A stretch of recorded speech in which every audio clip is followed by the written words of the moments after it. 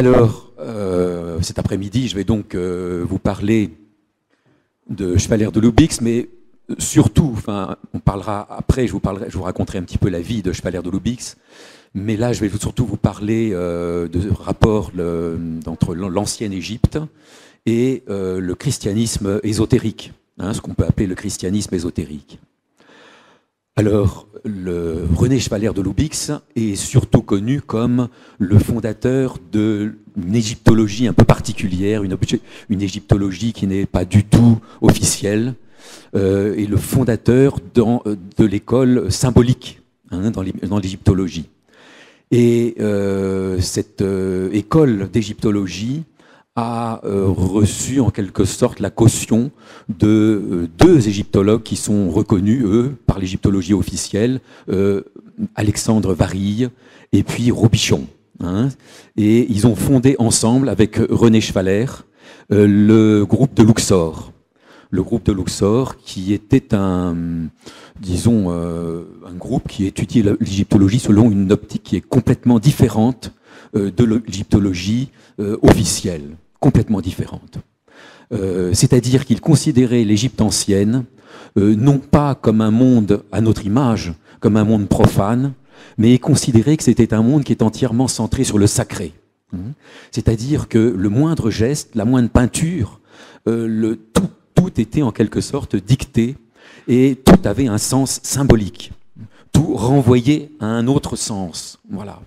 Parce que, d'après le groupe de Luxor, l'Égypte ancienne était dirigée par des sages qui avaient cultivé on peut appeler ça l'intelligence du cœur, ce que René Schwaller appelle l'intelligence du cœur, alors que notre civilisation est basée sur l'intelligence cérébrale. Donc la base, en quelque sorte, était complètement différente. Et cette autre vision de l'égyptologie, évidemment, amène encore la fureur des égyptologues officiels, et notamment de Madame Desroches-Noublecourt, par exemple. Parce que tous ces égyptologues officiels sont, en quelque sorte, le fruit de l'idéologie dominante. L'idéologie dominante qui pense justement que les anciennes civilisations étaient inférieures et qu'elles fonctionnaient comme nous, mais de façon un peu différente, mais qu'elles fonctionnaient comme nous. Or, ça, c'est complètement opposé à la vision de René Schwaller et du groupe de Luxor. Pour que, justement, ces anciennes civilisations, qu'elles soient égyptiennes ou qu'elles soient celtiques, ou encore chinoises, ne fonctionnaient pas comme nous fonctionnions. Elles étaient l'expression d'une tradition, en quelque sorte, d'une tradition dans le sens le plus haut du terme. Et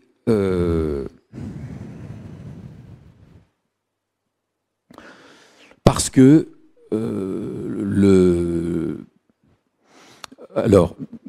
justement cette civilisation, cette Égypte ancienne, qui a duré quand même, il ne faut pas oublier qu'elle a duré plusieurs milliers d'années, alors que notre société occidentale n'existe que depuis quelques centaines d'années.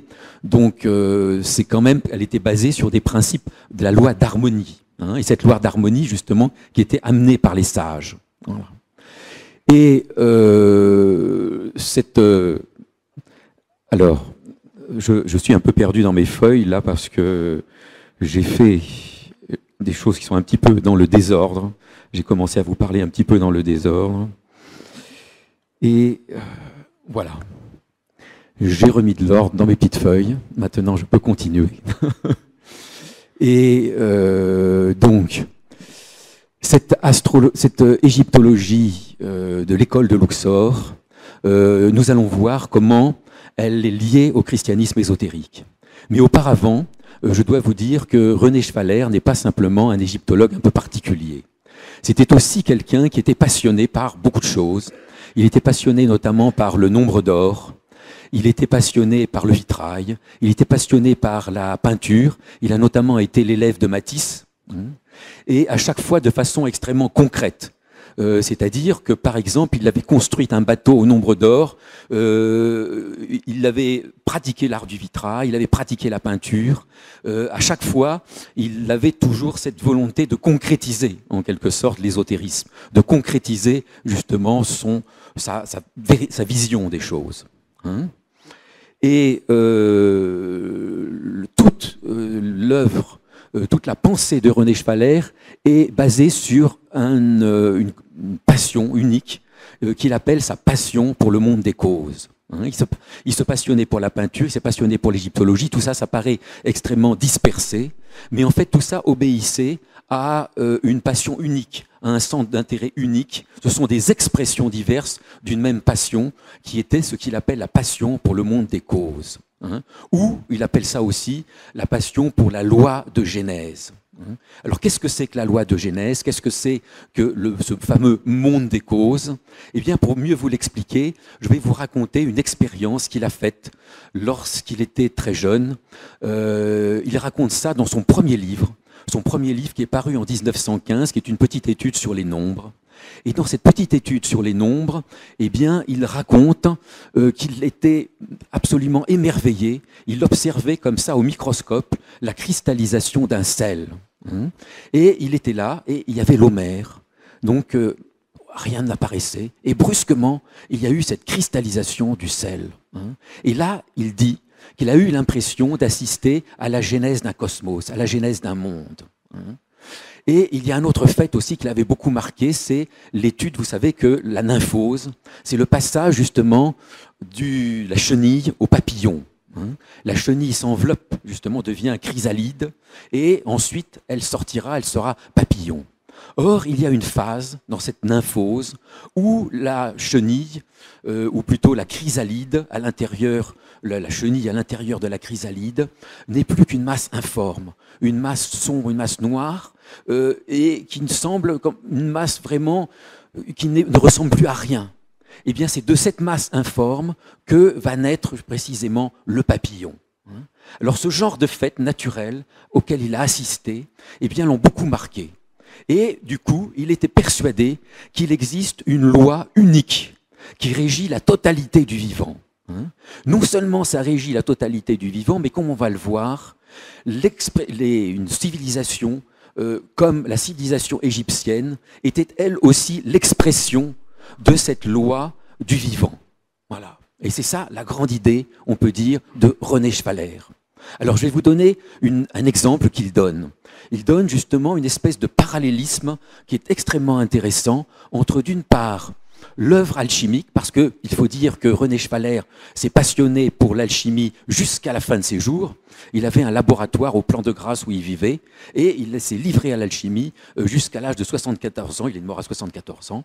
Donc il connaissait bien l'alchimie. En plus de ça, il était bilingue, puisqu'il était né alsacien, et qu'à l'époque, les Alsaciens parlaient aussi bien l'allemand que le français. Donc il a pu lire toutes sortes de textes qui n'existaient pas à l'époque en français. Donc il avait une connaissance très grande de la Rose-Croix, de tous les textes rosicruciens, et aussi des textes alchimiques. Voilà. Et donc il fait un parallèle entre la croissance d'une plante, l'embryologie et l'œuvre alchimique. Puisque justement tous les trois, d'après René Schwaller, sont l'expression de cette loi de Genèse. Et nous avons par exemple dans la croissance de la plante un moment donné où la plante, avant qu'elle pousse, elle traverse une phase où elle est en quelque sorte devient ductible, elle devient noire. Ce qui correspond très exactement à cette phase que nous avons vue avec la chrysalide. Et ça correspond à l'œuvre noire de l'alchimie. Ensuite naît le germe qui correspond justement à l'œuvre au blanc, d'après René Schwaller, et aussi au printemps. C'est le printemps, à chaque fois, correspond à une saison particulière. L'œuvre noire correspond à l'hiver, donc cette œuvre blanc correspond au printemps. Ensuite apparaît justement la fleur. La fleur correspond à une autre phase de l'œuvre alchimique, à une autre phase justement du développement d'une plante. Et puis finalement vient le fruit qui correspond à l'œuvre rouge, où là c'est un accomplissement. Or, quand nous regardons la croissance d'un embryon humain, eh bien, ou un embryon animal, mais nous apercevons qu'il y a exactement les mêmes phases. Et exactement les mêmes phases. Nous apercevons qu'au bout de 4 mois, l'embryon est viable. Avant, il n'est pas viable. Au bout de 4 mois, il est viable. Au bout de 7 mois, il est accompli, mais il n'est pas complètement accompli. Ça correspond très exactement à la phase de floraison de la plante. Et puis, au final, au bout de 9 mois, il peut se reproduire. Le cycle, en quelque sorte, est achevé. Et cela correspond justement au fruit. Donc, vous voyez ce parallélisme que fait René Schwaller entre le vivant et l'œuvre alchimique qui ne fait que suivre la nature, et ça se trouve dans tous les textes alchimiques, l'agriculture céleste. L'alchimiste n'est qu'un agriculteur, en fait, un agriculteur un peu particulier qui accompagne la nature, qui suit la nature. Donc vous voyez ce parallélisme entre l'œuvre alchimique, entre la croissance d'une plante, entre le développement d'un embryon. Bon, tout ça, je vous résume, parce que tout ça, ça pourrait être approfondi. Celui, justement, du passage de la chenille au papillon, et vous avez vu aussi la cristallisation.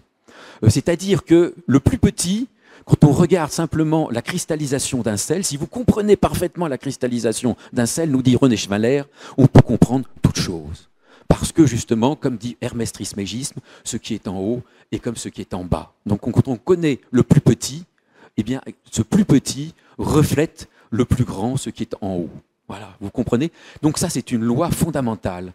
Et c'est cette loi-là qui va appliquer justement à l'Égypte ancienne. Alors ce qui est très intéressant aussi, c'est qu'il rejoint la pensée d'une école chinoise qui s'appelait l'école Tiantai. Et cette école Tiantai disait, si vous connaissez le processus de naissance d'une seule pensée, eh bien, vous connaissez les 10 000 choses. Les 10 000 choses, par 10 000 choses, il voulait dire la totalité du monde, la totalité des choses. Voilà. Donc, vous connaissez parfaitement un tout petit processus comme la cristallisation d'un sel, la naissance d'une pensée, le développement d'une plante. Eh bien, simplement, il n'y a pas besoin d'étudier justement autre chose. Vous avez, en quelque sorte, disons analogiquement, la clé qui vous permet de comprendre le cosmos tout entier. Voilà. Et il a appliqué ça, évidemment, à l'Égypte ancienne. Comment a-t-il appliqué ça à l'Égypte ancienne? Parce que, dit-il, l'Égypte ancienne, contrairement à notre société, à nous, profanes, notre société qui est une société profane, la société de l'Égypte ancienne connaissait justement ce lien entre le vivant et puis le développement d'une société. Parce que, justement, il y a René Schwaller qui dit aussi, sinon un sociologue qui veut comprendre le développement d'une société, eh bien, il doit d'abord étudier le développement d'un œuf. Nous, ça nous paraît complètement aberrant. Eh bien, dans la perspective, justement, de cette loi de Genèse universelle, ce n'est pas du tout aberrant. Et c'est comme ça que procédaient les sages de l'ancienne Égypte. Voilà. Et par exemple, c'est un des exemples que donne René Schwaller, il y en a beaucoup d'autres. Eh bien, un temple, quand il était construit, il n'était pas du tout construit comme nous construisons une maison, nous. Eh bien, il était construit comme était construit un arbre. C'est-à-dire qu'il le plantait, en quelque sorte, au départ, et le développement progressif, le développement de ce temple, obéissait justement à cette loi de Genèse, c'est-à-dire à la croissance d'un arbre ou d'une plante. Voilà. Et ça, René Schwaller l'a prouvé. Et quand, par exemple, un temple était détruit et qu'on en construisait un autre à côté, eh bien, on prenait le germe de l'ancien temple et on le plantait exactement comme un arbre, justement, porte juste des graines que l'on plante et qui donneront un autre arbre. Voilà. Donc, il faisait tout à l'image de la nature. Et justement, peut-être que si nous vivons des catastrophes écologiques actuellement, c'est que notre société s'est constituée en dehors de la nature. Alors que une société traditionnelle, comme l'était l'ancienne Égypte, s'est constituée en harmonie avec la nature. Vous voyez la différence? Et vous voyez justement le processus de pensée de René Schwaller? Voilà. Et on peut dire que toutes les anciennes civilisations basées sur le sacré étaient toutes en harmonie avec la nature. Mais c'est particulièrement visible avec l'Égypte ancienne parce qu'elles nous ont laissé justement des monuments qui parlent, et notamment toutes sortes de textes que l'on peut consulter et que justement René Schwaller a passé une grande partie de sa vie à déchiffrer. Voilà. Alors maintenant, nous allons voir quel lien avec le christianisme? Quel lien avec le christianisme? Parce que, on dit, vraiment, quel peut être le lien entre l'Égypte ancienne et le christianisme? Eh bien, René Schwaller, il a montré comment l'ancienne Égypte n'était pas du tout comme l'enseigne l'égyptologie officielle, une succession de guerres et de règnes, hein, mais qu'elle obéissait justement à une loi de développement cyclique très précise. Hein. Et là, je vais revenir justement à ce que nous a parlé Gino Sandri sur les ères. Disons que l'histoire de l'ancienne Égypte s'étale sur 3 ères. Sur l'ère du Gémeaux, sur l'ère du Taureau et sur l'ère du Bélier. Hein. Et justement, pour montrer comment l'Égypte ancienne obéissait à ces ères, eh bien, dans l'ère du Gémeaux, précisément, l'Égypte ancienne était divisée en 2 royaumes. Vous savez que le Gémeaux, c'est un signe qui est double. Hein. Eh bien, précisément, pendant cette ère du Gémeaux, l'Égypte ancienne était divisée en 2 royaumes. Le royaume de la couronne rouge et le royaume de la couronne blanche. Hein. Eh bien, précisément, alors vous allez voir comme c'est étonnant, eh bien, précisément, c'est au 4e, parce que bon, il faut d'abord que je vous dise que c'était divisé, il a divisé ces 3 ères. Vous savez qu'en astrologie, on a l'ère du Gémeaux, mais qu'on peut diviser chaque signe en 3 décans. Hein. Les anciens astrologues le faisaient. On divisait 3 décans qui correspondaient à une signature particulière. Donc ça fait 3 fois 3, on a 9 décans en quelque sorte. Hein. Eh bien, c'est au 4e décan que l'Égypte, en quelque sorte, s'est unifiée. Or, vous savez que l'embryon est viable justement au 4e mois. Hein. Donc, l'Égypte a commencé à exister vraiment de façon extérieure au 4e mois, en quelque sorte, au 4e décan. Et c'est là qu'on situe le roi Ménès, qui est le premier roi, justement, situable de l'histoire de l'Égypte. Hein. Ensuite, donc, il y a eu l'ère du Taureau. Et pour René Schwaller, cette ère du Taureau, eh bien, ça a été l'apogée de la civilisation égyptienne.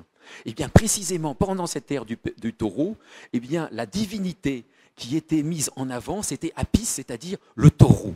Hein. Ensuite, il y a eu l'ère du Bélier. Eh bien, l'ère du Bélier correspond à l'ère d'Amon, qui était représentée par un homme à tête de bélier. Hein. Donc, vous voyez comment l'ancienne Égypte, les sages de l'ancienne Égypte, eh bien, ils étaient en harmonie avec les cycles cosmiques. Et alors que, dit René Schwaller, nous ne faisons simplement que subir ces cycles. Alors que justement ces sages-là, eh bien, comme ils étaient en harmonie avec la nature, ils étaient aussi en harmonie avec les cycles du cosmos. Vous voyez la différence de civilisation. Donc, dit René Schwaller, on ne peut pas comprendre l'ancienne Égypte si l'on se base simplement sur notre mentalité. L'idéologie dominante actuellement ne peut pas nous permettre de comprendre ce qu'était justement la société de l'ancienne Égypte qui était régie par ces sages. Voilà. Hein. Alors, maintenant, il y a quelque chose qui est assez très étonnant, c'est qu'il dit justement que l'ancienne Égypte, c'est Alkémia, hein, Alkémia, c'est-à-dire la terre noire, la terre d'Isis. Et bien précisément que cette terre d'Égypte, eh bien c'est la terre matricielle, c'est la grande matrice qui a donné naissance justement à la civilisation juive, au judaïsme, hein, puisque Moïse est issu d'Égypte. Et puis, il a donné naissance aussi au christianisme. L'Égypte, en quelque sorte, le judaïsme, en quelque sorte, c'est l'aspect argent, c'est l'aspect lunaire qui est sorti de l'ancienne Égypte, alors qu'avec le Christ, nous avons l'aspect aurien, l'aspect solaire. Hein. Et alors, il va très loin, puisqu'il dit que ces 9 décans, hein, qu'il la divise, il divise l'histoire de l'Égypte en 9 décans, eh bien il dit que c'est les 9 mois d'une gestation qui a donné naissance au Christ solaire, qui a donné naissance justement à l'Horus Christ solaire. Vous voyez, ça va très loin. Donc en quelque sorte, le Christ solaire, eh bien c'est lui qui synthétise la totalité justement de la tradition égyptienne. Et il synthétise non seulement la totalité de la tradition égyptienne, mais il synthétise aussi la tradition celte et la tradition juive, c'est-à-dire qu'il accomplit le judaïsme, mais il n'accomplit pas simplement le judaïsme, il accomplit aussi justement la civilisation égyptienne. Voilà. Hein, c'est la grande idée, justement, de René Schwaller à propos du christianisme, et notamment du christianisme ésotérique. Voilà. Alors, à partir de là, eh bien, évidemment, ça pourrait sembler quelque chose d'assez bizarre, hein, d'assez étonnant ou un peu même délirant. Hein. Sauf qu'il existe justement des preuves matérielles de cette filiation entre l'ancienne Égypte et le christianisme.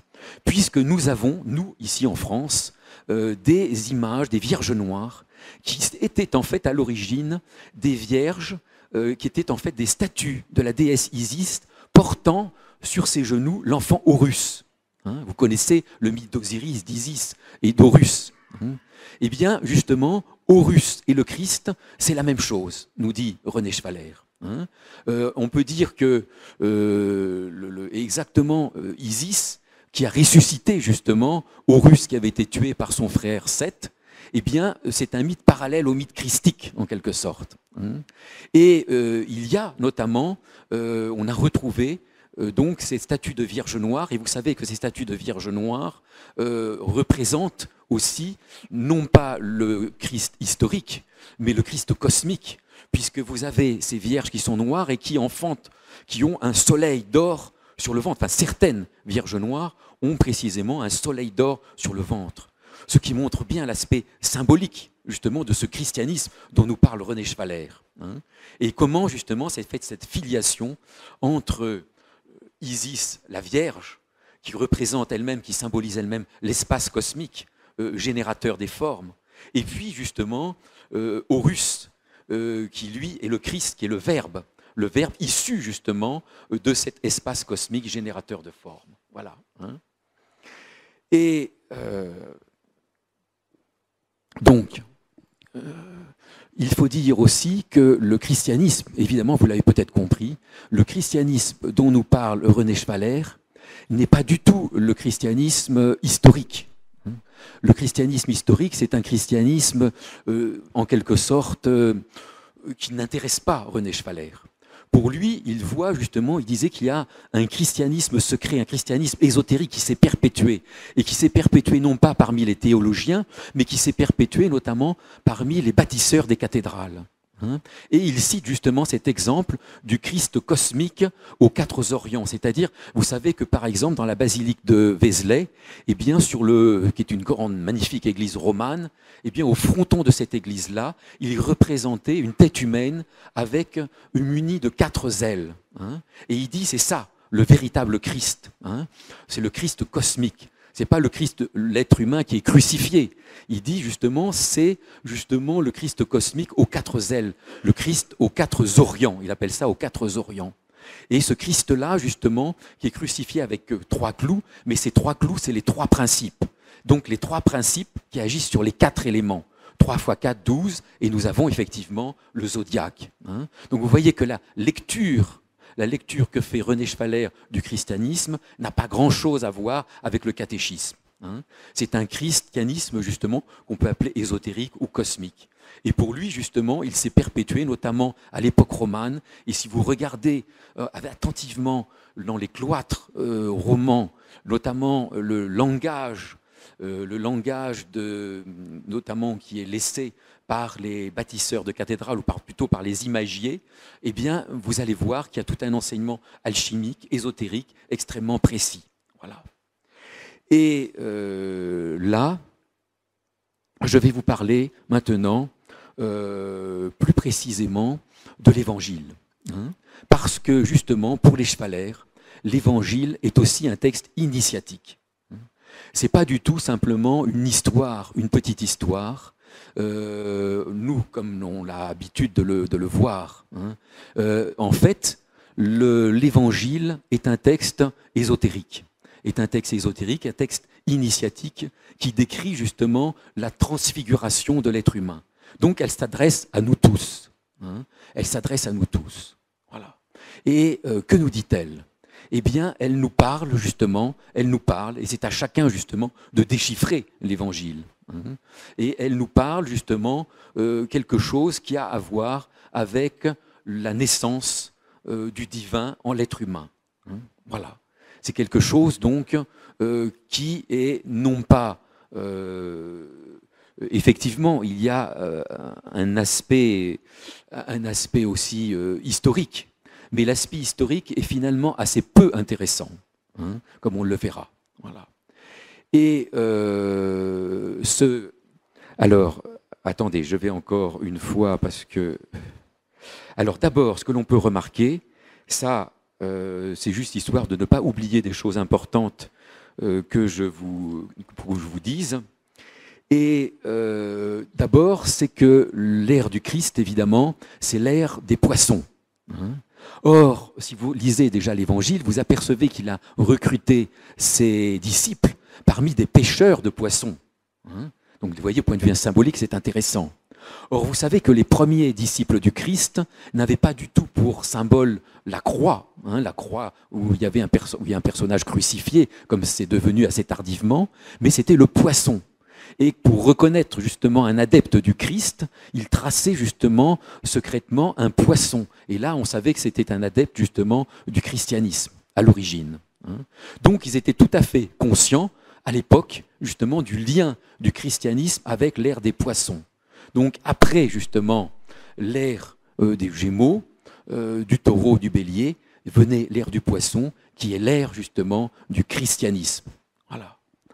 Alors maintenant, pour vous montrer justement l'aspect ésotérique du christianisme, je vais vous parler d'un épisode qui est assez intéressant et qui, du point de vue symbolique, est très riche, qui est la transfiguration sur la montagne. Hein. Vous savez qu'à une époque, si vous l'avez lu l'Évangile, vous savez qu'à un moment donné, il y a Jésus qui se retrouve justement sur une montagne, il est transfiguré.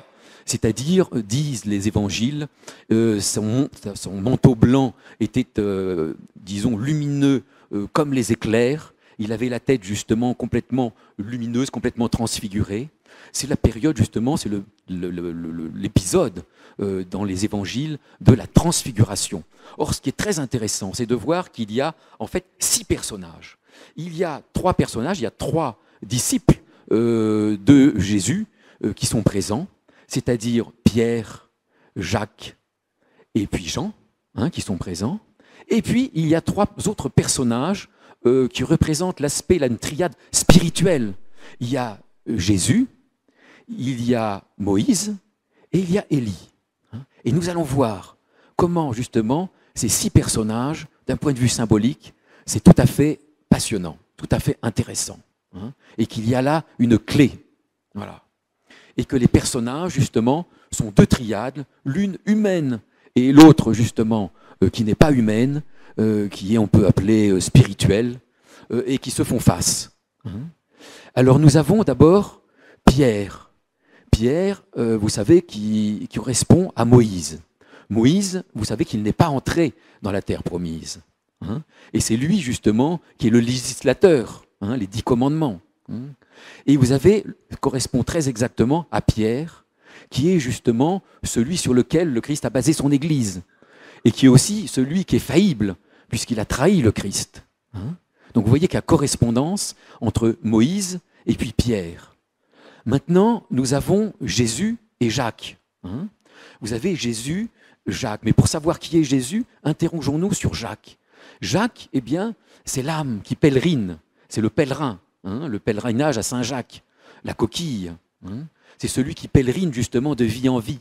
Et bien justement, correspond à Jésus, qui est celui qui cherche. Et enfin, nous avons le 3e personnage, qui est Élie, qui correspond à Jean. Et vous savez que Jean, précisément, c'est l'ésotérisme, c'est l'évangile ésotérique. C'est connu que l'évangile de Jean est l'évangile le plus ésotérique. Et vous savez que les cathares, par exemple les parfaits cathares, portaient constamment sur eux un évangile de Jean. C'est pas pour rien. Parce que les cathares, justement, véhiculaient un enseignement ésotérique. Ce qui ne veut pas dire, évidemment, que la religion cathare était une religion entièrement ésotérique. Mais elle était le véhicule, justement, d'un enseignement ésotérique. Exactement comme les Templiers véhiculaient, eux aussi, un enseignement ésotérique. Et cet enseignement ésotérique était vraisemblablement, et là je suis complètement d'accord avec notre ami Christian, un enseignement gnostique. Voilà. Et donc, le fait qu'ils portaient l'évangile de Jean, justement, constamment sur eux, et pas un autre évangile, montre que justement ils étaient porteurs d'un ésotérisme, et d'un ésotérisme chrétien. Hein. Et donc Jean correspond à Élie. Alors Élie, qui est Élie? Élie, eh bien finalement, c'est notre âme spirituelle. C'est ce que les anciens bogomiles appelaient l'âme angélique, c'est-à-dire notre aspect divin, l'âme angélique. Hein.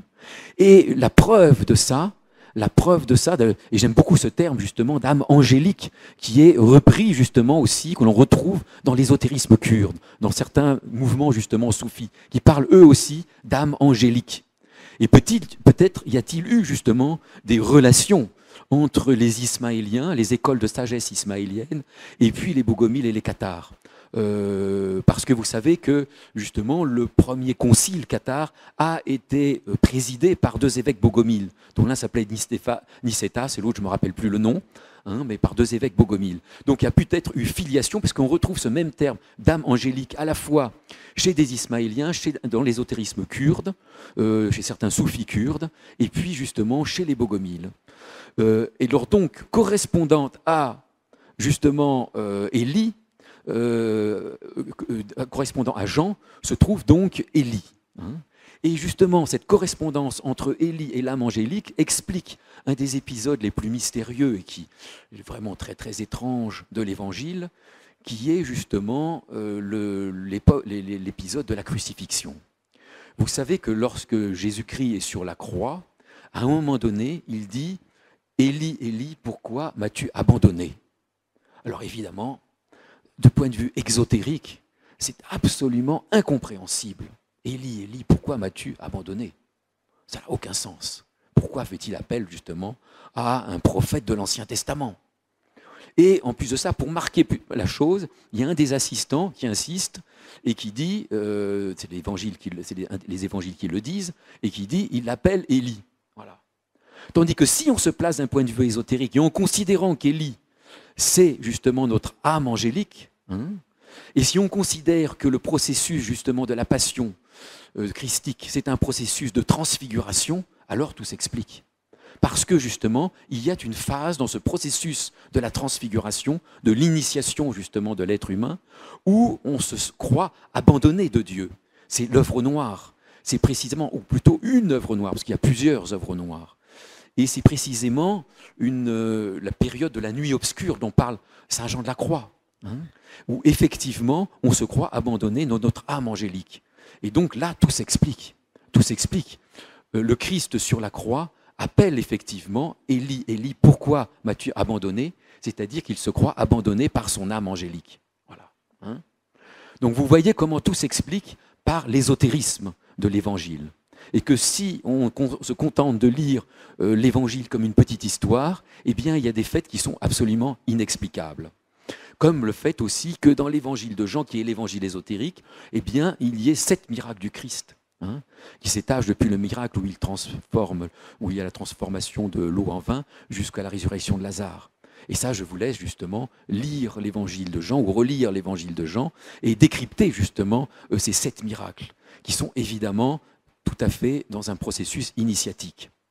Et cette fois où le Christ dit aussi dans cet évangile « Je suis la vie et la vérité ». Voilà.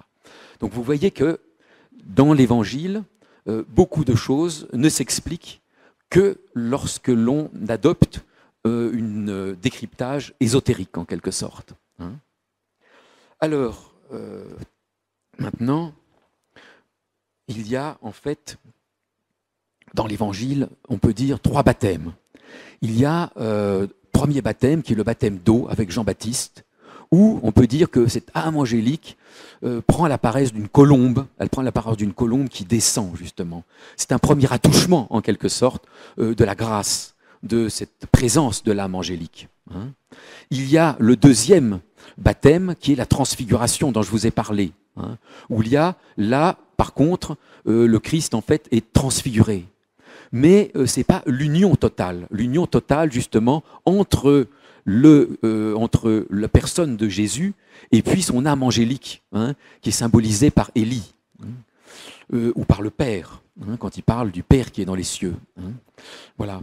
Et c'est simplement après la crucifixion qu'il y aura cette, en quelque sorte, union totale et définitive entre Jésus et puis son âme angélique, et la formation de ce qu'on peut appeler le sceau de Salomon. Vous savez que le sceau de Salomon, qui représente deux triangles, dont l'un a la tête en haut et l'autre la tête en bas, et qui s'entrelacent. Donc ces deux triangles entrelacés.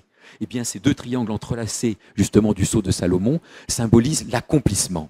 L'accomplissement qui est justement cette union totale entre la personne et puis, justement, son aspect divin. Voilà. Et c'est aussi la rose-croix qui représente exactement la même chose.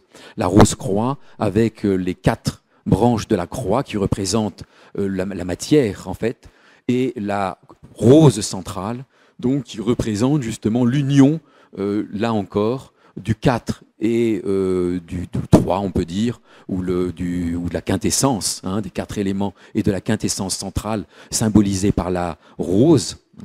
Eh bien, c'est exactement la même chose que le sceau de Salomon. Ce sont des signes, en quelque sorte, d'accomplissement, d'accomplissement spirituel. Donc, vous voyez comment on peut lire l'Évangile de façon complètement différente, comme on le fait et comme le font justement comme le fait le catéchisme et comme on a l'habitude de le faire. Voilà. Alors maintenant, je vais vous faire de petites remarques. À partir du moment où on a cette lecture justement du texte évangélique, alors on peut s'interroger, est-ce que Jésus-Christ était un zélote? Est-ce que Jésus-Christ était un Essénien? Est-ce que Jésus-Christ était marié à Marie-Madeleine et qu'il a fait des enfants et plein de petits-enfants? Bon, pourquoi pas? Mais cela est finalement assez peu intéressant, assez peu important, puisque ce que nous invite la lecture que les gens qui ont recueilli l'Évangile ou qui ont fait d'une façon ou d'une autre ces évangiles-là, la lecture qu'ils nous invitent à faire n'est pas une lecture historique, mais une lecture justement symbolique et une lecture ésotérique. Voilà. Maintenant, vous savez que dans les textes sacrés, il y a toujours une multitude de lectures possibles et qu'à la limite, chacun doit le lire à sa façon. Mais il y a quand même un fond ésotérique qui est là, qui est présent et qui est évident au cœur des évangiles. Voilà. Alors maintenant, pourquoi les évangiles? Alors ça aussi, c'est quelque chose de très intéressant. C'est parce que vous remarquerez que les évangiles, eh bien, c'est un des textes les plus répandus au monde. Tout le monde peut le lire. Or, on a toujours l'impression, on a toujours tendance à considérer que l'ésotérisme se cache dans des manuscrits cachés, dans des bibliothèques inconnues, ou alors dans des grottes de l'Himalaya mystérieuses. Eh bien non, justement, au contraire. L'ésotérisme, il est visible pour tout le monde, exactement comme le tarot. Vous savez que le tarot, c'était un jeu avec lequel on jouait avant, fréquemment. Donc c'était quelque chose qui était à la portée de tout le monde, qui était visible par tout le monde. Et bien, il en est exactement pareil avec l'Évangile. L'Évangile, c'est un des livres les plus communs au monde. Et bien, c'est précisément dans ce texte qui est le plus commun au monde, et bien, que se trouvent toutes les clés ésotériques. Et bien, exactement comme dans le tarot. Le tarot, les gens y jouaient avec le tarot. Et bien, c'est dans le tarot précisément que se trouve une clé extraordinaire, comme vous le savez certainement. Donc, l'ésotérisme n'est pas caché. Il n'est pas caché au sens où on l'entend. Il est caché, mais justement, en même temps, visible pour tous. Et c'est exactement ce que disent les alchimistes. Ils disent, notre matière première, elle est visible partout. Elle est partout. Il y a toujours cette idée, justement, aussi bien dans l'alchimie que dans l'ésotérisme chrétien, que dans le tarot, que l'ésotérisme, eh bien, il est à la portée de tout le monde. On marche dessus, il est partout présent. Il est dans la nature. Le livre M, dont parle la Rose-Croix, le livre muet, le livre de la nature dont parle Paracels, eh bien, il est là, sous nos yeux, la croissance d'une plante, et aussi l'Évangile et le tarot. Voilà. Vous voyez donc que c'est simplement notre regard qu'il faut changer. Ce n'est pas, en quelque sorte, il n'y a pas à chercher des manuscrits cachés, si on veut avoir des clés ésotériques, mais par contre, il faut que nous ouvrions notre cœur et que nous trouvions justement cette intelligence du cœur dont parle René Schwaller. Et si nous lisons l'Évangile avec justement cette intelligence du cœur, à ce moment-là, nous pouvons le comprendre. comme nous pouvons comprendre les textes de l'Ancienne Égypte. Et c'est ce que justement René Schwaller a fait avec l'Ancienne Égypte, mais que nous pouvons faire justement avec l'Évangile et avec le christianisme. Nous pouvons aussi aller dans les cloîtres, aller dans les églises romanes et essayer justement de décrypter tous les symboles que les imagiers du Moyen-Âge ont laissés et qui sont très nombreux. Voilà. Donc là encore, vous avez dans les cloîtres romans un enseignement ésotérique qui est à la portée de tous. À la portée de tous. Et pourtant, on ne le voit pas. Voilà. Vous voyez ce paradoxe? L'ésotérisme, c'est toujours ça, c'est toujours paradoxal. Il est là présent, mais on ne le voit pas. Et pourtant, il est présent partout. Voilà. Donc, et oui, on peut dire aussi que c'est un petit peu à l'image de Dieu. Dieu qui est la chose la plus évidente, puisqu'il est marqué dans la Bible, je suis celui qui est. Donc c'est l'évidence première, et pourtant c'est la chose la moins visible. Voilà. C'est la chose la plus secrète, la plus cachée. Voilà. Donc on peut ajouter ça. On peut ajouter ça. Voilà. Alors, maintenant, je vais vous parler un petit peu, comme on a vu, un peu des choses essentielles. Je vais vous parler un petit peu quand même de la vie de René Schwaller, qui a eu une vie qui était assez intéressante, et là on va retrouver justement beaucoup de choses dont on vous a parlé cet après-midi avec la vie de René Schwaller, vous allez voir. Parce qu'il y a des liens certains, notamment la volonté de constituer une chevalerie, par exemple, qui est assez étonnante. Enfin, il y avait quelque chose de commun dans l'ère de cette époque-là. Voilà, c'est assez étonnant. Alors, René Schwaller est né en 1887. Il est né à Strasbourg. Et il est né à Strasbourg, mais comme beaucoup d'Alsaciens, il était très français, nationaliste. Et il fuyait en quelque sorte, il ne voulait pas faire leur service militaire en Allemagne. Et donc il fuyait la nuit en France. Voilà. Et lui, il a fui. Il a fui en France et il est allé chez une tante qui habitait dans la banlieue parisienne. Voilà. Et on lui a fait là une nouvelle carte d'identité où justement on ne marquait pas qu'il était né à Strasbourg. Voilà. Ça, c'était les autorités françaises qui faisaient ça pour aider les jeunes Alsaciens nationalistes, parce que évidemment la France soutenait ces jeunes Alsaciens. Et il a commencé des études d'ingénieur chimiste et en parallèle, il menait un petit peu une vie de bohème. Il fréquentait notamment beaucoup la closerie des Lilas à Montparnasse et il était élève du peintre Matisse. Vous avez tous entendu parler de Matisse. Et notamment, j'ai vu une photo justement de l'atelier de Matisse où il figure. Et sa première femme, d'ailleurs, était aussi une élève de Matisse. Et vous savez que Matisse était un peintre, mais un peintre qui avait une option très spirituelle. Il y a des écrits de Matisse qui sont très très intéressants à ce sujet-là. Je me suis un petit peu intéressé à la question à cause de René Schwaller. Donc il y a un lien très fort entre Matisse et la spiritualité, à tel point que sa seconde femme, donc Isha Schwaller de Lubicz, dira que Matisse a été son premier maître. Voilà. Et puis ensuite, il était passionné, il était déjà enfant, il s'interrogeait sur l'origine du monde. Il faisait des expériences aussi dans le laboratoire, parce que son père était pharmacien, mais à l'époque, un pharmacien qui fabriquait les médicaments. Donc il faisait des expériences dans le laboratoire de son père et il s'interrogeait sur l'existence de Dieu, l'origine de la matière, etc., etc. Donc c'était déjà quelqu'un qui se posait beaucoup de questions. Et à l'époque, donc, les personnes qui se posaient beaucoup de questions et qui n'adhéraient pas à l'Église catholique et qui non plus n'étaient pas satisfaits par le matérialisme dominant, eh bien, il y avait une troisième voie qui était la Société théosophique qui s'offrait, voilà. Et donc, du coup, il a fait partie de la Société théosophique et il a publié ses premières études dans le bulletin de la Société théosophique. Et c'est pour ça que beaucoup d'amis qui le suivront dans ses multiples expériences seront des anciens de la Société théosophique. Et c'est là notamment qu'il a été en relation avec Gabriel Trarieux d'Egmont, qui a fait partie des Veilleurs, hein, donc la première société fondée par René Schwaller. Donc on retrouve toujours ces connexions-là.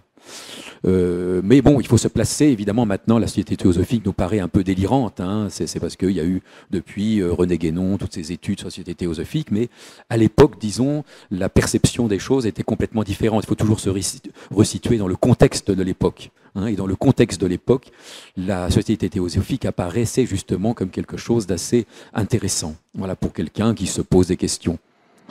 Et c'est pour ça que c'était disons, un lieu aussi, un creuset dans lequel, justement, venaient beaucoup de personnes qui s'interrogeaient. Alors, on peut dire que à partir de la société théosophique, il a rencontré, il a fait des premières conférences aussi, et il a connu notamment Louis-Alain Guillaume. Alors, Louis-Alain Guillaume sera le bon ange de René Schwaller, puisqu'il était une personne qui était extrêmement riche. Louis-Alain Guillaume, c'était un armateur. C'était un très riche armateur de la ville de Caen. Et donc, il financera toujours, jusqu'à sa mort, toutes les entreprises de René Schwaller. Alors, non seulement il financera toutes ces entreprises, mais en plus, il lui présentait celle qui deviendra sa femme, Isha Schwaller. Hein, qui deviendra Isha Schwaller, qui s'appelait à l'époque Isha Germaine Lamy, hein, qui s'appelait Germaine Lamy. Et donc, non seulement il financera toutes les expériences, comme je vous disais, mais en plus, il lui présenta justement la femme de sa vie, Isha. Voilà. Donc, grâce au fonds de Louis-Alain Guillaume, il créera d'abord, après la guerre, la Société des Veilleurs. La Société des Veilleurs, qui avait un aspect exotérique et un aspect ésotérique. Alors l'aspect exotérique, c'était attirer beaucoup de monde, c'est-à-dire qu'il voulait déjà faire une société idéale, à part de la société que l'on voit. C'était un peu des hippies ou l'Arche de Lanza del Vasto avant l'heure. Et donc ils avaient des coopératives, ils avaient des ateliers de tissage, et il y a énormément de gens à l'époque qui ont adhéré à la Société des Veilleurs, notamment Camille Flammarion, qui était très connu à l'époque, ou alors des romanciers comme Pierre Benoît. Donc vous avez énormément de gens qui étaient intéressés par cette expérience des veilleurs. Il faut dire qu'on sortait de la guerre de 14 et que tout le monde avait vécu ça comme une catastrophe absolue, hein, comme une catastrophe absolue. Alors, donc il y a eu cette expérience des veilleurs, mais à un moment donné, le couple, René Schwaller et Isha, ils ont eu un petit peu assez de cet aspect trop social des veilleurs.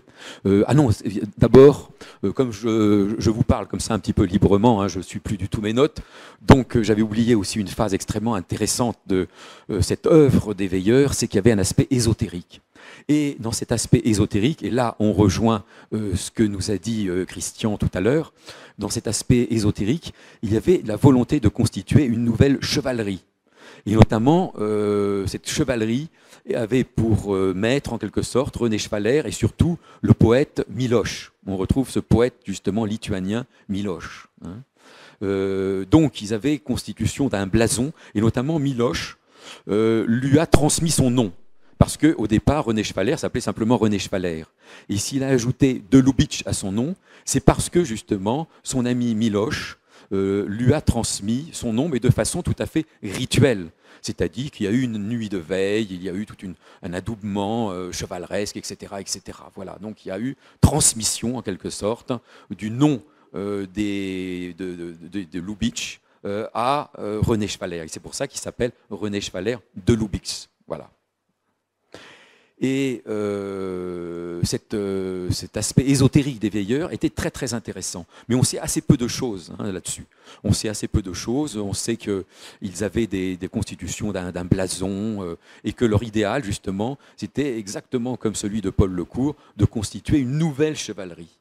Une nouvelle chevalerie, une élite en quelque sorte, qui n'était pas l'élite justement de l'argent, comme le veut le capitalisme, qui n'était pas non plus une élite de la force, comme le veut le fascisme, enfin ça c'est les textes de René Schwaller qui le disent, hein, qui n'était pas non plus une élite de la naissance, mais qui était une élite spirituelle en quelque sorte, hein, une élite spirituelle et une élite du travail. Voilà, hein, c'était ça la grande idée. C'était de créer justement, de recréer une nouvelle élite qui puisse diriger, c'est-à-dire finalement un collège de sages, exactement comme en ancienne Égypte, un collège des sages qui puisse diriger, se substituer en quelque sorte à ces gouvernants qui avaient conduit justement l'Occident à cette catastrophe absolue qu'était la guerre de 14-18. Voilà. Hein. C'était un petit peu ça la grande idée. Or, cette notion de constitution d'une élite se retrouve donc non seulement chez Paul Lecourt, avec Pierre Plantard, chez donc les Veilleurs, mais aussi chez René Guénon. C'est assez curieux. René Guénon avait aussi à l'origine cette idée de constituer une sorte d'élite spirituelle. Hein.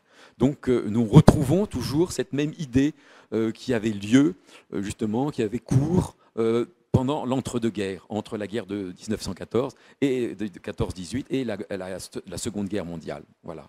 Donc je trouve ça assez intéressant, tous ces parallélismes en quelque sorte. Hein. Mais cette idée des veilleurs, à un moment donné, a lassé notamment Icha, et ils ont décidé de se retirer. Et toujours avec l'argent de Louis-Alain Guillaume, ils se sont retirés à Soualia, en Suisse, près de Saint-Moritz, et ils ont constitué la station scientifique de Soualia. Hein.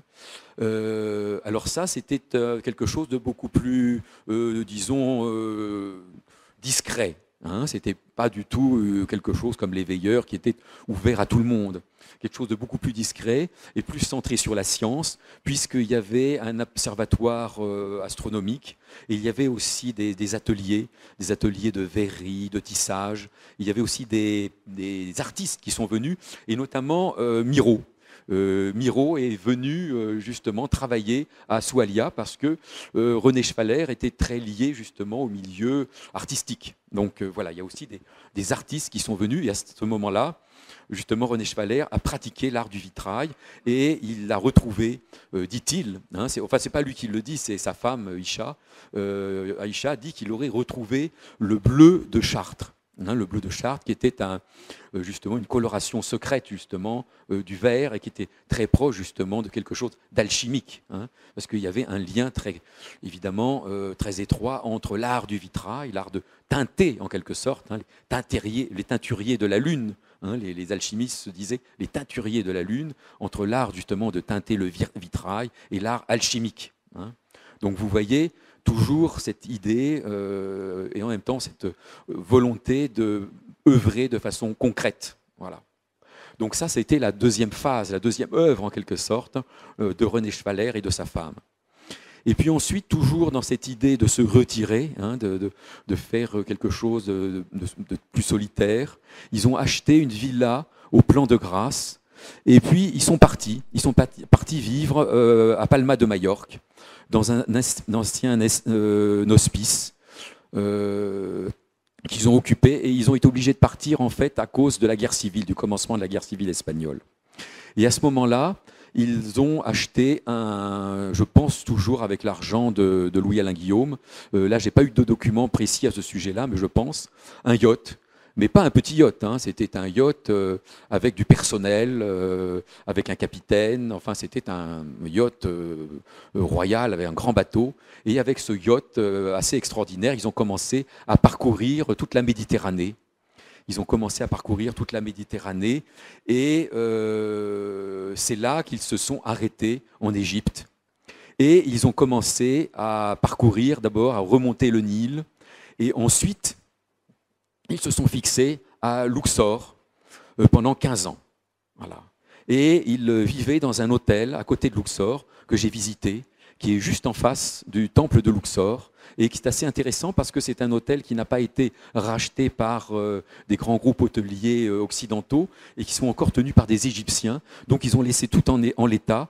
Il y a encore notamment des photos de vieux égyptologues, des vieilles photos. Enfin, quand je l'ai visité, cet hôtel, c'était un hôtel qui était assez sympathique. Voilà, il y avait un côté sympathique. Et il est juste à côté du temple. Si un jour vous allez justement à Luxor, il est juste à côté du temple, voilà, de Luxor. Et donc ils pouvaient rentrer et aller visiter le temple de Luxor, et notamment en dehors des heures de visite. Et il a passé là énormément de journées dans ce temple de Luxor, et c'est devenu la base, le temple de Luxor est devenu la base de son œuvre maîtresse, qui est le temple de l'homme.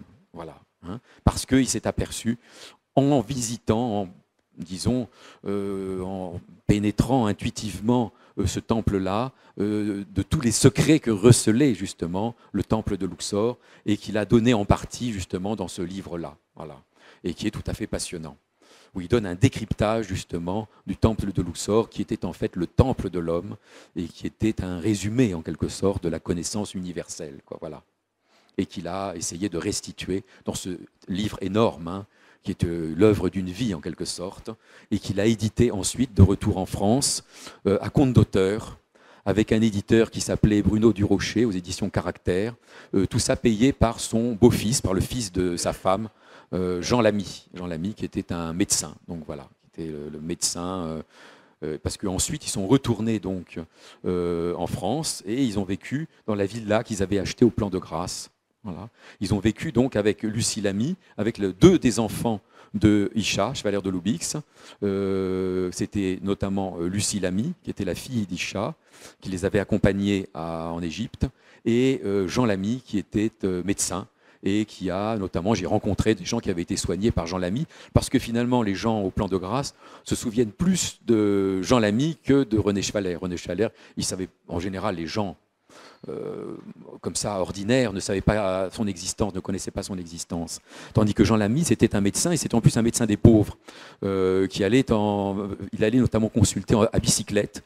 Donc les gens, il était très célèbre dans la région, et il avait mis au point d'ailleurs, avec Rose Lamy, avec sa femme, le phonophorèse, qui était un appareil assez intéressant, qui utilisait à la fois les sons et les points d'acupuncteur. Les points d'acupuncture, je veux dire, voilà, et qui soignaient justement avec des sons différents en fonction des points d'acupuncture.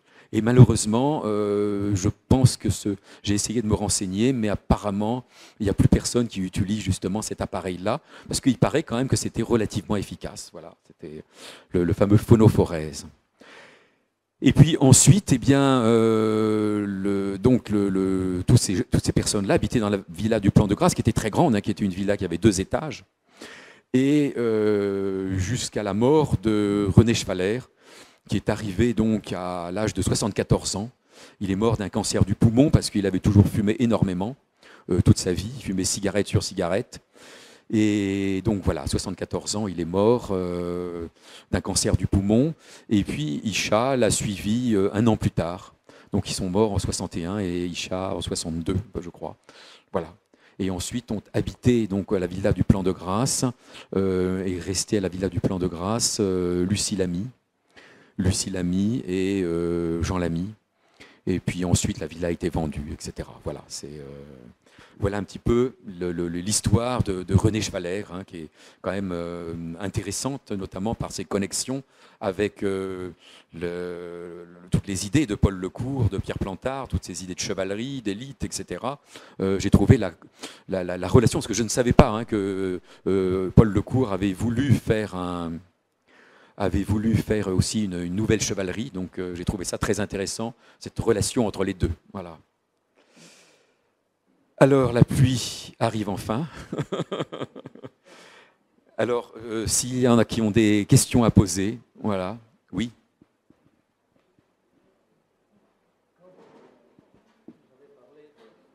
J'arrive, monsieur. Voilà, comme ça, tout le monde vous entendra même en fond. Vous aviez parlé du christianisme ésotérique. On pourrait presque regretter que Aor n'ait pas pu avoir en main l'évangile de Marie, car à l'époque, il avait été traduit en allemand en 1927, et il ne sera traduit en français qu'en 1983. Et donc, il n'a pas pu connaître l'évangile de Marie. Certainement que son christianisme ésotérique aurait une autre nature que les évangiles dits officiels. Mais par contre, il a eu sa Marie-Madeleine, Aor, qui est Isha. Et pour accéder à l'œuvre de Aor, il faut passer par Isha, et notamment ces 2 ouvrages importants pour l'initiation qui sont Erbach, disciple, et Pochiche et disciple. Et puis ensuite accéder à l'ouvrage de Aor, soit dans la version courte, c'est-à-dire le roi de la théocratie pharaonique, et puis ensuite le temple de l'homme. Mais ma question, elle est très ciblée à propos de votre ouvrage que vous avez publié en 2003. Dans l'ouverture que vous faites de votre ouvrage, qui est fort intéressant puisque c'est un rapide parcours de l'œuvre de Schwaller, vous remerciez plusieurs personnes qui sont pour la plupart méconnues du public. Et parmi ces personnes, il y en a deux qui me sont chères, c'est Thérèse Collet et Rosie Lamy. Pourriez-vous nous dire quelques mots sur Thérèse Collet et Rosie Lamy, car ça permettrait de mieux connaître Schwaller? Oui, je peux vous dire un petit peu, oui. Mais alors tout d'abord sur l'évangile de Marie, oui, ce que vous dites. Mais simplement, moi j'aime bien cette idée aussi. Ce que j'aime bien cette idée, c'est que l'ésotérisme est à la portée de tout le monde. C'est-à-dire que l'ésotérisme est très très visible et en même temps complètement invisible. Vous voyez, j'aime bien cette idée-là. Alors l'évangile de Marie, c'est quand même un évangile assez confidentiel. C'est comme l'évangile de Thomas. Moi, je suis un très très grand lecteur de l'évangile de Thomas, qui est un texte que je trouve magnifique, que je trouve vraiment d'une percutant et je trouve ça d'une force incroyable. Et en plus de ça, ça n'a jamais été retouché, forcément, puisque c'était dans une jarre jusque dans les années 50, donc c'est quand même assez extraordinaire. Mais quand même, j'aime bien cette idée que, disons, l'ésotérisme se trouve là, comme ça, et que tout le monde peut y avoir accès, mais qu'on ne le voit pas. C'est-à-dire c'est quelque chose qui est présent, mais qu'on ne le voit pas. Exactement comme on ne voit plus les gens merveilleux qui sont peut-être autour de nous. Voilà, et que l'on ne voit plus toutes les merveilles qu'on perçoit chaque jour. Voilà, c'est cette idée-là qui me plaît. Voilà, cette idée-là qui me plaît, que justement, il n'y a pas quelque chose de caché, de mystérieux, mais que c'est caché et mystérieux parce qu'on ne le voit pas. Voilà. Donc oui, l'évangile de Marie, vous avez raison, l'évangile de Thomas encore plus, je dirais. Hein, moi, je suis un grand fan de l'évangile de Thomas, mais quand même, il y a cette idée d'un évangile comme ça, qui est voilà, répandu partout, comme la croissance d'une plante. Tout le monde peut assister à la croissance d'une plante. Voilà. Maintenant, pour répondre à votre question, oui. Alors, Thérèse Collet, c'est une personne que j'ai connue, oui, avant sa mort, évidemment. Elle m'a transmis quelques documents. C'était une disciple, elle-même se présentait comme une disciple d'Isha. Hein. Il faut dire que Disha et Isha étaient une personne extraordinaire. C'était une personne vraiment remarquable. C'était la femme donc de René Schwaller. Et c'était une femme remarquable, peut-être encore plus remarquable que son mari d'ailleurs, qui était plus spirituelle, du moins, hein, qui était plus spirituelle, plus axée justement sur le spirituel. Et donc j'ai connu un petit peu le quotidien que vivaient les Schwaller grâce à Thérèse Collet, qui m'a raconté un petit peu ce qu'ils vivaient au quotidien, parce qu'elle elle a été là-bas, avec René Schwaller et avec Isha. Donc ce qu'elle m'en a dit, c'est effectivement assez beau. Voilà, c'était et notamment comment René Schwaller m'a raconté comme ça des souvenirs comme ça qui me viennent. Hein, je vous dis ça comme ça. Comment il fabriquait des parfums, notamment. Il fabriquait des parfums dans son laboratoire d'alchimie. Voilà, c'était une femme. Mais il faut dire aussi que Thérèse Collet, à la fin de sa vie, était un peu délirante. Hein. Ça, il faut quand même le dire. Et qu'elle était persuadée être en contact télépathique, spirit, on peut dire, avec René Schwaller, et qui lui dictait des livres un peu délirants, etc., etc. Ça, il faut quand même le dire. Moi, je l'ai connue à une période qui était quand même limite, voilà, qui était limite, où quand même elle avait tout un aspect comme ça, médiumnique, qui n'était pas spécialement, et ce qu'elle recevait de René Schwaller, on peut dire, c'était pas spécialement intéressant. J'ai un ami, Olivier, qui m'a passé un petit peu tout ça, et c'était pas spécialement passionnant, voilà. Maintenant, pour ce qui est de Rosie Lamy, alors elle m'a beaucoup aidé. Elle m'a beaucoup aidé parce que, justement, elle avait son bureau. Elle était la secrétaire au départ de Jean Lamy. Et elle avait son bureau à côté du laboratoire d'alchimie de René Schwaller. Donc déjà, c'est elle qui m'a confirmé que jusqu'à la fin de sa vie, il s'est bien livré à l'œuvre alchimique. C'est-à-dire qu'il avait la tanore, il travaillait vraiment à l'œuvre alchimique jusqu'à la fin de ses jours. Ça, c'est elle qui me l'a confirmé. Alors, c'est elle aussi qui a donc déménagé un petit peu tout. Et malheureusement, là aussi, c'est malheureusement elle qui a notamment détruit toute cette correspondance extraordinaire, notamment entre Louis-Alain Guillaume et René Schwaller, que, évidemment, quand j'écrivais ce livre-là, j'aurais beaucoup aimé lire, et que malheureusement, elle l'avait détruit. Voilà. Donc, quand elle m'a dit ça, j'étais évidemment assez déçu. Bon. Elle a détruit beaucoup de choses, parce que forcément, elle a déménagé de la villa du Plan de Grâce, qui était immense, à un appartement au Plan de Grâce, beaucoup plus petit, évidemment, même très petit. Donc elle était obligée de détruire beaucoup de choses. Voilà. Donc, ceci dit, elle aussi m'a un petit peu parlé de la vie qu'elle menait là-bas, entre René Schwaller et Jean Lamy. Enfin, voilà. Et notamment comment elle avait aidé son mari, Jean Lamy, à mettre au point le phonophorèse. Elle disait que ça, c'est notre œuvre. Elle m'avait plusieurs fois dit, c'est notre œuvre. Voilà. Et je lui avais demandé justement s'il n'y avait pas des gens qui utilisaient encore, des médecins qui utilisaient encore le phonophorèse. Et elle m'a parlé vaguement à Bordeaux d'un kiné. Enfin voilà, elle m'a un petit peu parlé de ça, mais en fait c'était un petit peu oublié, quoi, tout ça. Voilà. Et je trouve ça, effectivement, j'ai trouvé ça très très dommage. Et elle avait encore des teintures justement qui dataient de l'époque de Soualia, quand René Schwaller justement faisait des teintures spagyriques. Quoi, voilà. C'était voilà un petit peu tout ce qu'elle m'a parlé. Mais c'est vrai que c'est des gens qui m'ont aidé, quoi. Qui m'ont aidé. Voilà. Oui, il y a d'autres questions?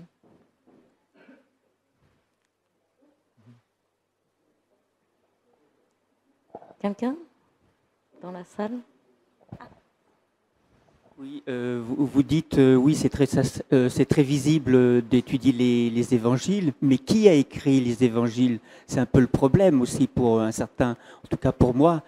Et aussi, en ayant connaissance de la géobiologie, à première vue, tout s'éclaire, parce qu'à partir du moment où on connaît ce que c'est que la réalité qui n'est pas visible de la vie sur Terre, c'est-à-dire au niveau des énergies, les lines. Et comme vous dites, une plante peut pousser, mais si on voit en géobiologie, selon si elle pousse sur un vortex positif ou négatif ou sur un croisement de lignes qui est pathologique, les individus ou les plantes ou les arbres, elles sont soit malades ou soit en bonne santé. Et donc, c'est la même chose pour les évangiles. Selon qui les a écrits, on va être soit dans l'erreur ou soit dans la vérité. Oui, alors vous m'excuserez, mais je ne suis absolument pas d'accord avec vous, parce qu'on pourrait dire qui a créé le tarot. Je veux dire, j'ai des amis qui se sont penchés beaucoup sur l'origine du tarot, et l'origine du tarot, de toute façon, elle demeure toujours mystérieuse. Et l'origine de l'astrologie, qui a créé l'astrologie? D'où vient l'astrologie? Alors on a un petit peu des repères comme ça, des vagues repères historiques, mais à un moment donné, c'est à ça que l'on reconnaît justement l'ésotérisme, c'est que l'origine est toujours mystérieuse, vous avez toujours une origine mythique. Prenez l'origine de la maçonnerie, c'est le mythe d'Hiram, eh bien il en est de même avec le christianisme. Donc il n'y a pas d'origine repérable vraiment historiquement. Ça se perd. Et ça, je trouve ça plein de sens. Justement, essayez de trouver l'origine du tarot, vous allez voir. J'ai un ami qui a passé sa vie à essayer de remonter justement à cette origine du tarot. Eh bien, exactement comme l'origine du tarot, l'origine de l'alchimie, l'origine de l'astrologie, vous ne trouverez pas d'origine vraiment historique, justement. Et c'est ça, justement, ou l'origine d'une société secrète réelle. Hein. Je ne parle pas d'une pseudo-société secrète, mais une société secrète qui est réellement traditionnelle. Là aussi, vous ne trouverez pas vraiment d'origine. Voilà. Et c'est ça qui est intéressant. C'est intéressant, justement. Et l'Évangile, maintenant, qui a écrit l'Évangile? Eh bien, à la limite, on s'en moque complètement. Le fait est que si on lit l'Évangile avec l'œil du cœur, eh bien, on trouve justement un sens. On peut le décrypter. On peut décrypter, comme je vous l'ai fait là. Je vais vous donner un seul exemple, hein, parce qu'évidemment, cette conférence est limitée. Mais on peut donner beaucoup d'autres exemples. Donc, à ce moment-là, quand on lit l'Évangile, et c'est ça qui est important, c'est pas de s'interroger qui a écrit l'Évangile. Ça n'a pas d'importance, et de toute façon, on ne le trouvera pas. On ne le trouvera pas. Donc, ce qui est intéressant, justement, c'est que l'Évangile est là, et que, justement, on peut le décrypter. Voilà, et c'est qu'on peut le décrypter de façon ésotérique, ou on peut se contenter de la petite histoire. C'est très bien. Voilà, comme on le fait dans le catéchisme, comme l'ont fait justement les catholiques pendant des siècles. Voilà. On peut se contenter de la petite histoire et du Jésus qui est crucifié et que l'on voit partout, ça aussi. Chacun est libre de faire comme il veut. Mais on peut aussi essayer d'en voir le sens ésotérique, et quand on essaye d'en voir le sens ésotérique, on s'aperçoit qu'il y a des choses extrêmement précises, justement, qu'il ne s'éclairent que par l'ésotérisme. Voilà. Donc, pour répondre à votre question, qui a écrit l'Évangile, ça n'a strictement aucune importance. Voilà, aucune importance. Et on s'en moque. Ce qui est important, c'est justement cette lecture, justement, et ce n'est pas un hasard s'il y a 4 évangiles. Et à qui on attribue ces 4 évangiles, etc., etc. On peut remonter très loin, vous voyez. Donc, obligatoirement, il y a eu une révélation à l'origine. Il y a eu quelque chose de non humain. Vous voyez. Ça, c'est très important. Il y a eu quelque chose de non humain, parce que nous, on croit toujours que tout a une origine historique, parce que justement, vous êtes un peu le fruit justement de l'idéologie dominante qui essaye de nous faire croire que justement, il y a toujours une histoire à tout. Hein.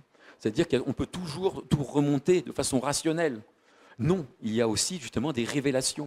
Il y a des choses complètement non humaines que l'on ne peut pas maîtriser du tout, qui arrivent comme ça, exactement comme les révélations de Jacob Böhm. Voilà d'où vient la connaissance de Jacob Böhm. Voilà, c'est exactement, si vous posez cette question-là. Lui-même le dit, il a eu à un moment donné une révélation et il a vu justement les forces subtiles agir au sein de la nature. C'est le produit d'une révélation. Eh bien, il en est de même aussi, certainement, pour les évangiles, et il en est aussi de même pour beaucoup de choses, voilà, qui sont du moins à l'origine de l'ésotérisme.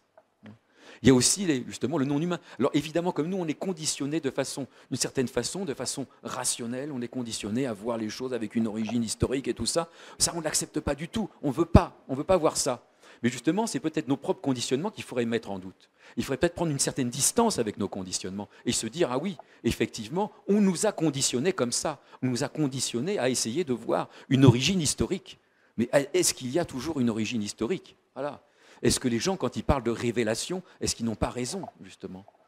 Voilà. Et cette révélation, même du prophète Mahomet, révélation, je vous ai donné l'exemple de Jacob Böhm, mais beaucoup d'autres révélations comme ça, où il y a quelque chose qui n'appartient pas à l'humain, on peut dire, et qui vient justement parler comme ça. Pourquoi pas? Il y a aussi les délirants, hein, ça, je suis d'accord avec vous, mais il y a aussi les révélations authentiques. Il y a aussi des révélations authentiques. Voilà. S'il vous plaît, à propos d'astrologie, je voudrais signaler à l'assistance que tous les plafonds des salles hypostyles de tous les temples égyptiens, c'est un merveilleux zodiaque. Oui. Dans tous les temples, il y a des thèmes astrologiques, je ne sais pas si le mot convient, des thèmes astrologiques de leur époque qui sont fort intéressants. Et quant à l'origine de l'astrologie et des évangiles, des traductions, je voudrais signaler, ça n'engage que moi bien entendu, que nos religions, quelles qu'elles soient, ont voulu établir des origines qui sont totalement faussées, à mon sens, en voulant monopoliser cet ésotérisme et en le déformant considérablement. Voilà. Oui, d'accord, je suis d'accord avec vous. Les religions nous ont tout faussé. Oui, sauf que, oui, je suis d'accord avec vous, sauf qu'il faut toujours un enseignement exotérique aussi. Absolument. C'est pour ça que j'ai dit que le catharisme, par exemple, véhiculait un enseignement ésotérique. Mais il n'empêche qu'il y avait aussi une religion qui était destinée au plus grand nombre. Voilà. Il faut toujours l'élite et le plus grand nombre. Mais justement, ces religions destinées au plus grand nombre nous faussent l'état d'esprit de cet ésotérisme, nous empêchent même, je vais dire, parce que nous ne sommes pas éduqués, nous sommes généralement éduqués à travers les religions, on ne nous donne pas la possibilité. Moi, j'ai un parcours de 40 ans en égyptologie. J'ai été élevée au Carmel, chez les religieuses. Vous voyez un petit peu le package. Hein. Se dépouiller de ces a priori faussés.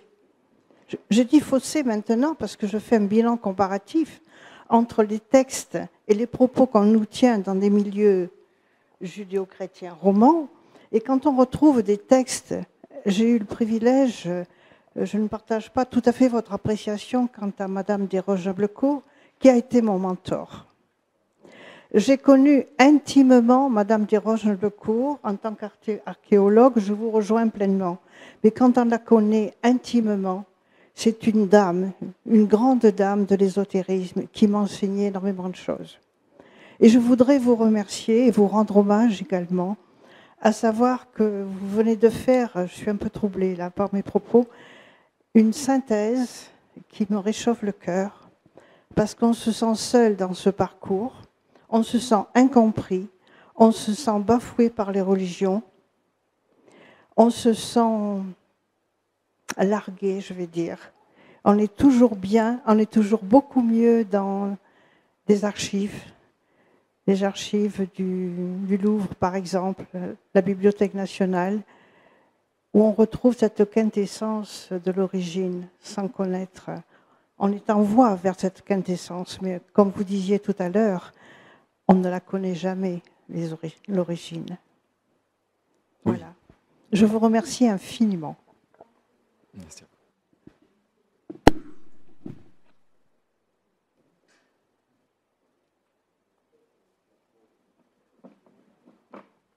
Quelqu'un a une autre question? Merci. Merci à toi, Eric, pour cette magnifique conférence.